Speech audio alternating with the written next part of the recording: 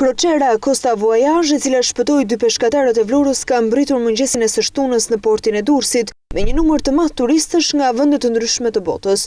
Turistët do të qëndrojnë për disa orë në qytetin bregdetar për të njohur me kulturën dhe historinë e vendit tonë. I pranishëm në ankurimin e Kroçerës ka qenë edhe ministri i transporteve Sokolov Dashi, i cili ka vlerësuar situatën e kësaj kroçere të rëndësishme dhe që pasaj vendin ta vizitojnë edhe kroçere të tjera për të rritur numrin e turistëve në vend. Është një ngjarje shumë e rëndësishme për portin e Durrësit, për infrastrukturën e portit që përballon një vizitor të tillë, por është një agur shumë i mirë edhe për turizmin përgjithësi, sepse është ardhja e parë e Kostës, sikur se përmenda, në Shqipëri. Është e para, por do të vazhdojë gjatë vitit, datën 9 prill Kosta do të jetë në Sarandë dhe do të ketë 2 prekje tjera gjatë shtatorit përsëri në portin e Sarandës. Është një industri që po zhvillohet, mua më vjen mirë që infrastrukturat tona portuale janë gatshme të presin vizitorë të tillë. Durrësi po që është porti më i madh, por edhe Saranda po përgatitet.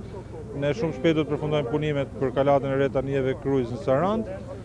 Costa Voyage pas ndalesës në Durrës do të qëndrojë në Sarandë, ku turistët e shumë do të eksplorojnë këtë qytet. Edhe më herët nga kryeministri Berisha është thënë që do të bëhen përpjekje të mëdha që vendi ynë të kthehet në një pikë të rëndësishme të ndalesave të kroçereve si një synim për të rritur numrin e turistëve në vendin tonë.